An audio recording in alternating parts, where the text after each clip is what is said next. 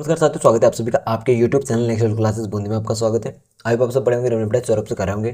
तो आज की जो हमारी क्लास होगी, ये क्लास आपकी किसी संबंधों की सर जी शिक्षण अभिरुचि की। किसी की शिक्षण अभिरुचि की हम क्वेश्चन कितने कितने क्वेश्चन कर रहे थे सर जी? 50 क्वेश्चन कर रहे थे। और हमारी जो एक क्लास हो चुकी थी क्वेश्चनों की, तो आपको ये क्लासेस जरूर देखनी चाहिए, क्योंकि आपका जो BSTC का एग्जाम है प्लस जो आपका PTT का एग्जाम है, ये दोनों एग्जाम के लिए तो बहुत ही इंपॉर्टेंट है। तो आपको इन दोनों एग्जाम के लिए तो जरूरी पढ़नी चाहिए। और हमने इसके लिए क्या किया था, पहले जो हमारी क्लास हुई थी, जैसे नोट्स की जो हमने क्लासें ली थी, जिनमें हमने पूरे नोट्स थे जैसे शिक्षण अभिरुचि के, उनकी क्लासें ली थी, जो कि आपके लिए बहुत ही हेल्पफुल होगी। तो आपने वो क्लासें नहीं देखी तो आप हमारे चैनल पे जाएंगे तो वहाँ आपको मिल जाएगी प्लेलिस्ट, तो वहाँ जाके क्लासें देख सकते हैं। तो इससे पहले आप सभी को हमारे यूट्यूब चैनल को सब्सक्राइब कर लेना है, इस वीडियो को लाइक कर देना और इस वीडियो को अपने दोस्तों को शेयर कर देना, जो कोई भी BSTC है तो PTT एग्जाम की तैयारी कर रहा है। तो चलिए शुरू करते हैं। देखिए, हमारा आज का पहला क्वेश्चन कि छात्रों की अधिकारिता अधिगम को प्रभावित करने वाला मुख्य कारक है। अधिगम हेतु समय, अनुदेशन की गुणवत्ता, छात्रों की लेखन गति और विशिष्ट प्रकार की अधिगम के प्रति अभिक्षमता। तो इसका बिल्कुल सही आंसर हो जाएगा आपका चौथा ऑप्शन। क्या हो जाएगा? चौथा ऑप्शन बिल्कुल सही आंसर हो जाएगा। विशिष्ट प्रकार की अधिगम के प्रति अभिक्षमता क्या हो जाएगा आपका? बिल्कुल सही आंसर हो जाएगा। बढ़ते हैं अगले क्वेश्चन की तरफ। देखिए, हमारा अगला क्वेश्चन है कि विद्यार्थियों की अधिगम को बढ़ाने वाला वैकल्पिक चर है बुद्धि, वातावरण, शिक्षण। ये आपका शिक्षण गुणवत्ता है। क्या शिक्षण गुणवत्ता है? शिक्षण गुणवत्ता और समय। तो इसका बिल्कुल सही आंसर हो जाएगा आपका शिक्षण गुणवत्ता। क्या हो जाएगा? तीसरा ऑप्शन बिल्कुल सही आंसर हो जाएगा, जो क्या करता है, विद्यार्थी के अधिगम को बढ़ाता है, एक वैकल्पिक चर है। बढ़ते हैं अगले क्वेश्चन की तरफ। देखिए, हमारा अगला क्वेश्चन है कि शिक्षण अधिगम प्रक्रिया के दौरान पुनर्बलन छात्रों के अधिगम पर धनात्मक प्रभाव डालता है। हमेशा, अधिकांशतः, कभी कभी, कह नहीं सकते। तो क्या करता है? अधिकांश क्या करता है? आपको पुनर्बलन डालता है, ये आपको याद रखना है। इसका दूसरा ऑप्शन बिल्कुल सही आंसर हो जाएगा। बढ़ते हैं अगले क्वेश्चन की तरफ। देखिए, हमारा अगला क्वेश्चन है कि एक अध्यापक को सहायक शिक्षण सामग्री का उपयोग करना चाहिए। क्यों करना चाहिए? शिक्षण को रुचिकर बनाने के लिए, दृश्य अनुभव प्रदान करने के लिए, शिक्षण को प्रभावी बनाने के लिए, अध्यापक का कार्यभार कम कर लिए। तो नहीं होगा, ये भी नहीं होगा। तो आपको बिल्कुल पहला ऑप्शन शिक्षण को रुचिकर बनाने के लिए क्या करना चाहिए? हमें सहायक सामग्री का प्रयोग करना चाहिए। इसका पहला ऑप्शन बिल्कुल सही आंसर हो जाएगा। बढ़ते हैं अगले क्वेश्चन की तरफ। देखिए, हमारा अगला क्वेश्चन है कि हमारी प्रजातांत्रिक संवैधानिक संरचना के अनुरूप कौन सा शिक्षण उपागम सर्वोत्तम है? अध्यापक केंद्रित, सहभागिता केंद्रित, विद्यार्थी केंद्रित और क्रिया केंद्रित। तो इसका बिल्कुल सही आंसर हो जाएगा सहभागिता केंद्रित। क्या हो जाएगा? सहभागिता केंद्रित। इसका दूसरा ऑप्शन बिल्कुल सही आंसर हो जाएगा। किसके तहत? ये प्रजातांत्रिक संवैधानिकता के संरचना के अनुरूप। बढ़ते हैं अगले क्वेश्चन की तरफ। देखिए, हमारा अगला क्वेश्चन है कि यदि एक छात्र आपकी कक्षा का अनुशासन भंग कर रहा है तो आप अध्यापक को होने के नाते क्या करेंगे? दूसरों से इसकी चर्चा करेंगे? नहीं। इसके उसे दंड देंगे? ये भी क्या है आपका? सही नहीं है। इस उसके माता पिता को बुलाने के लिए उसकी डायरी में नोटबुक लिखेंगे? इसके पीछे कारण जानने का प्रयास करें। क्या करेंगे आप? कारण जानने का प्रयास करेंगी, बच्चा किस कारण अपना अनुशासन भंग कर रहा है। तो इसका क्या हो जाएगा? चौथा ऑप्शन बिल्कुल सही आंसर हो जाएगा। क्या हो जाएगा? चौथा ऑप्शन बिल्कुल सही आंसर हो जाएगा। बढ़ते हैं अगले क्वेश्चन की तरफ। देखिए, अगला क्वेश्चन है कि प्राथमिक स्तर पर शिक्षण को सर्वोत्तम विधि कौन सी है, यानी शिक्षण की सर्वोत्तम विधि कौन सी है? ये की है व्याख्यान विधि, खेल विधि, परियोजना विधि या प्रदर्शन विधि। तो कौन सा हो जाएगा इसका? खेल विधि। क्या करते हैं? प्राथमिक स्तर को क्या है, बच्चों को कैसे सिखाना चाहिए? खेल खेल में। किसमें? खेल खेल में बच्चों को सिखाना चाहिए। ये सबसे बेस्ट विधि होती है, यानी बच्चे खेल खेल के माध्यम से बहुत सी सारी चीज़ें सीख जाते हैं। तो जो प्राथमिक विद्यालय होते हैं ना, इनमें तो अधिकतर खेल के माध्यम से सिखाना चाहिए। और इनका वैसे हम अपनी भाषा भी किसमें करनी चाहिए? मातृभाषा में। मातृभाषा का प्रयोग करना चाहिए, ये भी आपको याद रखना है। बढ़ते हैं क्वेश्चन की तरफ। देखिए, अगला क्वेश्चन है कि प्राथमिक स्तर पर शिक्षण अधिगम प्रक्रिया के किस प्रकार का मूल्यांकन सम्मिलित किया जाता है? रचनात्मक और निदानात्मक, स्थापन और स्व मूल्यांकन, रचनात्मक और समेकित, और निदानात्मक और रचनात्मक समेकित। तो इसका बिल्कुल सही आंसर आपका चौथा ऑप्शन बिल्कुल सही आंसर हो जाएगा कि निदानात्मक और रचनात्मक और समावेशी आपका बिल्कुल सही आंसर हो जाएगा। बढ़ते हैं अगले क्वेश्चन की तरफ। देखिए, अगला क्वेश्चन है हमारा कि प्राथमिक स्तर की कक्षाओं में प्रभावी संप्रेषण संभव है जब अध्यापक संप्रेषण करे विद्यार्थियों की मातृभाषा में। अभी मैंने कुछ चीजें बताई थी आपके लिए। राष्ट्रभाषा में, मातृभाषा और राष्ट्रभाषा में, संविधान द्वारा मान्यता प्राप्त किसी भाषा में। देखिए, ये भी नहीं है, ये भी नहीं है और ये भी नहीं है। अब हमने क्या कहा था कि विद्यार्थियों को प्राथमिक स्तर पर अपनी मातृभाषा में पढ़ाना चाहिए। किसमें? अपनी मातृभाषा में पढ़ाना चाहिए। यदि कोई छात्र हाड़ौती क्षेत्र से तो हाड़ौती पढ़ाएंगे, बागड़ी से तो बागड़ी पढ़ाएंगे, ढूंढाड़ी से तो ढूंढाड़ी पढ़ाएंगे, क्योंकि उनकी मातृभाषा के अनुसार पढ़ाया जाना चाहिए। बढ़ते हैं अगले क्वेश्चन की तरफ। देखिए, अगला क्वेश्चन है कि शिक्षण की प्रकृति है विज्ञान, कला और कौशल, कला और विज्ञान विद्यार्थियों की पृष्ठभूमि पर निर्भर करती है। इसका बिल्कुल सही आंसर क्या होगा कि कला और विज्ञान दोनों है। क्या है? कला और विज्ञान है। बढ़ते अगले क्वेश्चन की तरफ देखिए। अगला क्वेश्चन है हमारा कि बालक के अधिगम के लिए निम्नलिखित में से कौन सी क्रिया सर्वाधिक योगदान देती है? देखकर सीखना, याद करके सीखना, सुनकर सीखना, करके देखना। यदि कोई भी बालक है तो वो अधिकतर कब सीखता है? जब वो खुद करके देखता है। किसी भी क्रिया को खुद करके देखता है तो जल्दी सीखता है। तो इसमें बिल्कुल सही करके सीखना, लर्निंग बाय डूइंग होता है। क्या होता है? Learning by doing. ये आपको याद रखना है। यानी कुछ किसी भी कार्य उसको हम करके देखते हैं। अभी कोई बड़े हैं वो भी किसी कार्य को करके देखते हैं तो उनको एक्सपीरियंस हो जाता है। मेन बात यह है। बढ़ते हैं क्वेश्चन की तरफ देखिए। क्वेश्चन है कि एक बालक का अधिगम निम्नलिखित में से अधिगम सेटअप में से सर्वाधिक प्रभावित होता है। किससे प्रभावित होता है? शोर रहित अलग कक्ष से, विद्यालय में भाई बहनों के साथ, सामाजिक और सांस्कृतिक वातावरण ढांचे से। तो इसका बिल्कुल सही आंसर क्या हो जाएगा आपका? इसका बिल्कुल सही आंसर कि उसके सामाजिक और सांस्कृतिक ढांचे से क्या हो जाएगा? ये प्रभावित होता है। बढ़ते अगले क्वेश्चन की तरफ देखिए। अगला क्वेश्चन है कि सभी स्तरों के लिए एक अध्यापक की एक महत्वपूर्ण योग्यता कौन सी है? सामाजिक संवेदनशीलता, विषय ज्ञान, प्रभावी नेतृत्व, विधियों का ज्ञान। देखिए कोई शिक्षक है उसके सभी स्तर चाहे कैसे भी हो, किंतु उसको क्या करना चाहिए? अपने विषय का ज्ञाता जरूर होना चाहिए। यानी अपने विषय में उसकी पकड़ होनी चाहिए। क्योंकि एक शिक्षक होता है ना जो खुद के विषय के लिए बहुत ही काम करता है तो उस विषय को आराम से किसी भी छात्र को समझा सकता है। तो उसका क्या होना चाहिए? विषय ज्ञान महत्वपूर्ण होना चाहिए। बढ़ते हैं क्वेश्चन की तरफ देखिए। अगला क्वेश्चन है कि यदि एक अध्यापक अपने कार्य को नकारता और कक्षा शिक्षण से बचता है तो इसका कारण है नैतिक मूल्यों का अभाव, शिक्षण अभिक्षमता का अभाव, कार्य करने की क्षमता का अभाव, व्यावसायिक नैतिकता का अभाव। तो इसका बिल्कुल सही आंसर हो जाएगा व्यावसायिक नैतिकता का क्या हो जाएगा? अभाव हो जाएगा। यानी चौथा ऑप्शन बिल्कुल सही आंसर हो जाएगा। बढ़ते अगले क्वेश्चन की तरफ देखिए।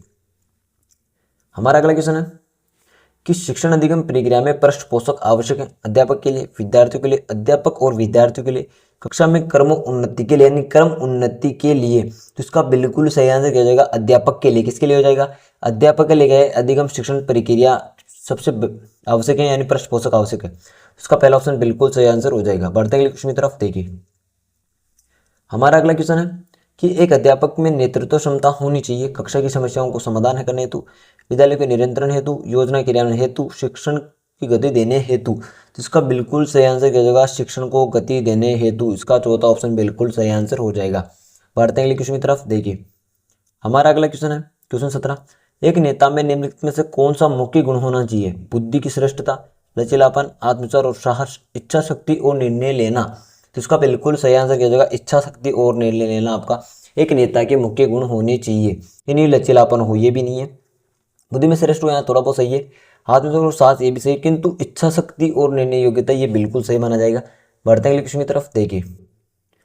अगला क्वेश्चन है कि एक अच्छे नेता में निम्नलिखित में मुख्य रूप से योग्यता होगी? दल का गठन और उद्देश्यों की प्राप्ति करना, व्यक्तियों का सहयोग, दूसरों को अभिप्रेरित करना, कार्यों के लिए आदेश देना। तो इसका बिल्कुल सही आंसर क्या जाएगा? दल का गठन करना और उद्देश्यों को प्राप्ति करना। या एक नेता का, अच्छे नेता का मुख्य गुण योग्यता यह मानी जाती है। बढ़ते अगले क्वेश्चन की तरफ देखिए।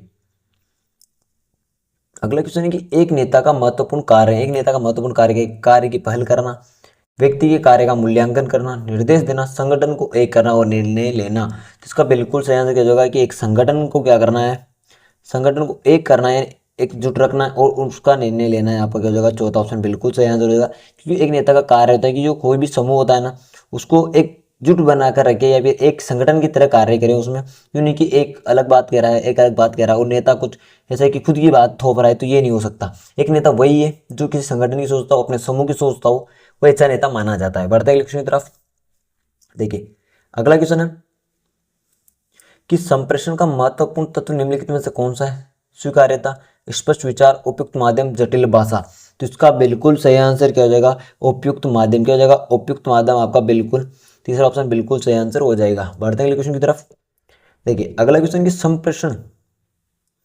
संप्रेषण का अर्थ क्या है? अनुभव साझा करना, ज्ञान का संरक्षण, संपर्ते बनाना, परंपरा, विचारों और भावनाओं की साझेदारी करना। तो इसका बिल्कुल आपका चौथा ऑप्शन बिल्कुल सही हो जाएगा कि अपने विचारों को, किसको? विचारों का आदान प्रदान ही, विचारों का आदान प्रदान क्या कहलाता है? संप्रेषण कहलाता है। इसका चौथा ऑप्शन भी वही कि परंपरा, विचारों, भावनाओं की साझेदारी करना यानी आदान प्रदान करना ही होता है आपका। तो इसका चौथा ऑप्शन बिल्कुल सही आंसर हो जाएगा। बढ़ते हैं आगे।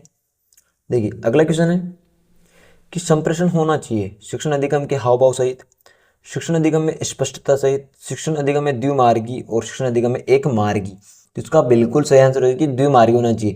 यानी मैंने वो क्लास ली थी, उस टाइम पे बताया था कि संप्रेषण क्या होता है, दो लोगों के मध्य होता है, यानी कि अकेला संप्रेषण कर ले, इसलिए क्या होता है द्विमार्गी होता है। ये आपको याद रखना है। बढ़ते हैं क्वेश्चन की तरफ। देखिए हमारा अगला क्वेश्चन है कि प्राथमिक कक्षा में प्रभावी अधिगम के लिए निम्नलिखित में से कौन सा संप्रेषण उपकरण अधिक योगदान देता है? दृश्य स्रोत, कार्यप्रक स्रोत, द्विसांकेतिक स्रोत और सर्वे स्रोत। तो इसका बिल्कुल सही आंसर क्या हो जाएगा? कार्यप्रक स्रोत, यानी दूसरा ऑप्शन कार्यप्रक स्रोत बिल्कुल सही आंसर हो जाएगा। बढ़ते हैं आगे।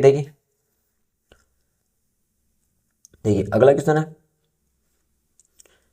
कि प्रभावी संप्रेषण की मुख्य विशेषताएं। ये द्विमार्गी प्रक्रिया है, ये संवेदी सक्रियता और निर्भर करती है, ये बोलने का कौशल है, ये विकास का साधन नहीं है। तो इसका बिल्कुल सही आंसर क्या हो जाएगा? यह एक द्विमार्गी प्रक्रिया है। कौन सी प्रक्रिया है? द्विमार्गी प्रक्रिया है। बढ़ते हैं अगले क्वेश्चन की तरफ। देखिए अगला क्वेश्चन है कि प्राथमिक स्तर पर कक्षा अनुशासन के प्रबंध हेतु निम्नलिखित में से कौन सा संप्रेषण एक प्रभावी प्रकार है? लिखित हाव भाव सहित, मौखिक हाव भाव रहित, शाब्दिक और अशाब्दिक। तो इसका बिल्कुल सही आंसर क्या हो जाएगा? हाव भाव रहित क्या हो जाएगा आपका? शाब्दिक। बिल्कुल सही आंसर हो जाएगा। क्या हो जाएगा? बिल्कुल सही आंसर हो जाएगा। बढ़ते हैं अगले क्वेश्चन की तरफ कि अगला क्वेश्चन हमारा क्या बोलता है। देखिए क्वेश्चन है हमारा, देखिए क्वेश्चन की तरफ देखते हैं। क्वेश्चन है हमारा कि संप्रेषण का मुख्य सिद्धांत है स्पष्टता, उपयुक्तता, प्रतिकूलता, लचीलापन। तो इसका बिल्कुल सही आंसर हो जाएगा स्पष्टता। संप्रेषण का मुख्य सिद्धांत है स्पष्टता होनी चाहिए। आपके विचार है ना, विचारों में क्या होनी चाहिए? आपके स्पष्टता। सबसे बेस्ट चीज है स्पष्टता होनी चाहिए, आपको याद रखना है। बढ़ते अगले क्वेश्चन की तरफ। देखिए अगला क्वेश्चन हमारा कि निम्नलिखित में कौन सा संप्रेषण का मुख्य बाधक है? विभिन्न स्तरों पर संप्रेषण, समान वैचारिक पृष्ठभूमि, जटिल समूह संगठन, अस्पष्ट अनुपयुक्त भाषा। तो इसका बिल्कुल क्या सही आंसर माना जाएगा आपका? इसका आंसर माना जाएगा कि अस्पष्ट अनुपयुक्त भाषा आपका नहीं होनी चाहिए संप्रेषण में। मुख्य बाधा यही है कि आपके शब्द स्पष्ट नहीं है और आप भाषा ऐसी बोल रहे हैं जो कि समझ में नहीं आ रहा। तो क्या हो जाएगा? जटिल प्रक्रिया है। तो आपका चौथा ऑप्शन बिल्कुल सही आंसर हो जाएगा। मुख्य बाधा यही मानी जाती है। बढ़ते क्वेश्चन की तरफ। देखिए अगला क्वेश्चन है हमारा कि एक अध्यापक की सर्वाधिक अनिवार्य व्यावसायिक योग्यता है। उन्नत दृष्टिकोण, एक तंत्रीय दृष्टिकोण, अपने व्यवसाय में के लिए प्रेम, व्यावसायिक प्रशिक्षण। तो इसका बिल्कुल सही आंसर हो जाएगा अपने व्यवसाय के लिए क्या होना चाहिए? प्रेम होना चाहिए। चाहे कोई भी है अपना व्यवसाय करता है तो उसके लिए उसे अपनी 100% देना चाहिए। आप पढ़ाई करते हैं तो अपना 100% दें, क्योंकि उसके प्रति आपके लिए प्रेम होना चाहिए। ये नहीं है पढ़ते, और आप एक शिक्षक बन के चल रहे हैं आप, ये नहीं कि एक छात्र के अनुसार। तो आप एक शिक्षक है। बढ़ते प्राथमिक स्तर के अध्यापक को सर्वाधिक महत्वपूर्ण भूमिका निम्नलिखित है। विद्यार्थियों के लिए भविष्य का निर्माता होता है, समाज की रीढ़ की हड्डी होता है, समाज सेवक होता है, या साक्षर व्यक्ति होता है। तो क्या होता है? एक शिक्षक क्या होता है? वो क्या होता है? विद्यार्थियों के भविष्य का निर्माता होता है। बढ़ते हैं अगले क्वेश्चन की तरफ। देखिए हमारा अगला क्वेश्चन है कि एक अध्यापक की मुख्य शैक्षिक योग्यता कौन सी है? शिक्षण शास्त्र का ज्ञाता, विषय पर अधिकारिता, अभिव्यक्ति की परवाह और ज्ञान पिपासा। तो इसका बिल्कुल सही आंसर क्या होगा? विषय पर अधिकारिता। अपने विषय पर पूरा पूर्ण अधिकार होना चाहिए। बढ़ते हैं अगले क्वेश्चन की तरफ। देखिए अगला क्वेश्चन है हमारा कि एक अध्यापक का अनिवार्य व्यक्तित्व संबंधी गुण है। विद्यार्थियों से प्रेम, शारीरिक एवं मानसिक स्वच्छता, उच्च नैतिक चरित्र, आलोचनात्मक दृष्टिकोण। तो इसका बिल्कुल सही आंसर क्या हो जाएगा आपका? तो देखिए इसका बिल्कुल सही आंसर हो जाएगा कि उच्च नैतिक चरित्र। क्या हो जाएगा? तीसरा ऑप्शन बिल्कुल सही आंसर हो जाएगा। बढ़ते हैं अगले क्वेश्चन की तरफ। देखिए अगला क्वेश्चन हमारा कि एक अध्यापक का मुख्य कार्य निम्नलिखित में से कौन सा है? विद्यालय का बजट बनाना नहीं, शिक्षण अधिगम, विद्यार्थियों को मार्गदर्शन, संस्थागत कार्य है। तो इसका बिल्कुल आपका सही आंसर क्या माना जाएगा? सर इसका सही आंसर माना जाएगा कि विद्यार्थियों का मार्गदर्शन। क्या हो जाएगा? तीसरा ऑप्शन मार्गदर्शन बिल्कुल सही आंसर हो जाएगा। बढ़ते अगले क्वेश्चन की तरफ। देखिए अगला क्वेश्चन की प्राथमिक स्तर पर अध्यापक विद्यार्थियों के संबंध होने चाहिए मानवीय और मित्रतापूर्ण, संज्ञान और विशिष्टीकरण, सहानुभूति और स्नेहपूर्ण, और अभिदिगमकर्ता को समझने के लिए अध्यापक की रुचि लेना चाहिए। तो इसका बिल्कुल सही आंसर क्या हो जाएगा? सहानुभूतिपूर्ण और स्नेहपूर्ण व्यक्तित्व।